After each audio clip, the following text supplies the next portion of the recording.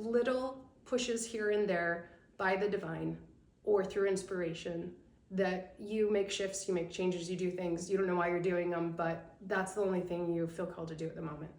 And I was looking over like the vast landscape that I've trekked for the last year and noticing the many different moments where I was just following. I was following inspiration. I didn't know what would happen. I didn't know what I was doing, but I was told to do this, like working with you. And I had this need to have like more professionalism in my business. And I'm like, oh, who do I use? And your face pops up into my mind, or it starts coming up in my socials. I have no idea what you do, and it's exactly what I needed. I was just dwelling on those or thinking about those moments that have happened over the last year in this journey of where you're just following blindly almost. You don't know if there's a light at the end of the tunnel.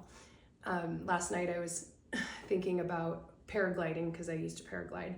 And I think businesses, or anytime you take on something that is creative, when you're trying to bring it into the world, there's this moment of like hitting the wall, or you don't see the light, the hope is like leaving, you've been pushing, you've been striving, you're doing all that you can do, and it feels like you're falling. You're like, I feel like I'm falling.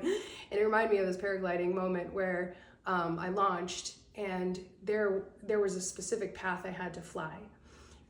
When you fly, the wind follows the mountain ranges. So like if you stay on the edge of the mountain range, not the top, but on the edge of it, you're getting those wind currents and they're picking up your glider so you can go higher. But I had gotten knocked off my course and I wasn't on that rim, and it was a big mountain rim, and I had to be on the left side of it, and I got pushed into the right side of it. But the right side of it had this topography that there was no wind, and it was called Pharaoh's tomb. And when we were getting ready to fly this site, I was told, don't go into Pharaoh's tomb, you're not gonna get out. But unfortunately, the string of events happened where I was flying and I got pushed right, and I was in the tomb. And I'm like, oh my gosh. Not only that,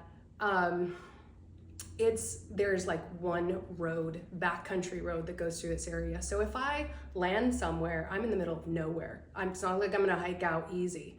And I didn't have enough supplies to hike out. I didn't plan to be off course. I planned to be on the left side. And so I got pushed into the right. I was doing all that I could to stay up, find lift, couldn't find it. Everything you look at, so the colors of the ground actually changed the air because the colors changed the heat of the environment. So you're trying to find lift anywhere, couldn't find lift anywhere. So I see the road. It's very thin, kind of like on like this kind of mountain range. I didn't want to go off any further to the right, so I kind of just followed it and let my glider sink, located like a good clearing that I could probably land, circled around it, landed. It was kind of a tough landing, but I made it. I was happy to land, grabbed my thing, pulled my glider into my bag, and then just booked it towards the road to see, like, hopefully, maybe somebody might be able to pick me up. And luckily there was a family that was living in a cabin over the weekend, and they'd gone into town and gotten groceries, and they're headed back. It was probably the only car that was going to be back there, and I hitchhiked a ride back into town.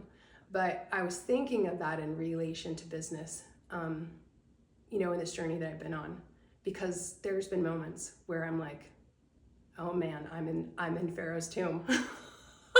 And I'm not getting out of here. Like, where am I going, And I feel like I'm just getting pushed off course and I'm panicked, and, like I'm hating it, and like all the challenges are hitting. And one of the things that I've really focused on, and it's part of this practice of creation and manifestation, is your mindset. Your mindset creates everything in your reality. And so when I've had those moments, there were days where it's like I'm going to bed at night and I'm turning on a meditation, and I'm just trying to keep my mind from going into misery, going into hopelessness, and monitoring my thoughts during the day. What am I thinking during the day? What's the background thoughts going on? Because those create, and the emotions create. And that's really where you start, is like every day, what am I telling myself? Am I looking in the mirror and am I seeing somebody beautiful? Am I telling myself, am I beautiful? I have a friend who has this really cool practice when he showers. Every time he washes a body part, he'll talk to that body part and just say, I love you, my arm. I love this arm, you know, move to the next body part. I'm sure there's lots of body parts he really loves, but he just does this love practice as he's showering. I thought it was so beautiful to hear, because we spend a lot of time just speaking negatively about our body, our life, our circumstances, our situation. And it's easy to be in the tomb, in Pharaoh's tomb, when that's your mindset. And if your mindset and your emotions create, then you're going to continue to create the circumstances around you that feel like you're in Pharaoh's tomb.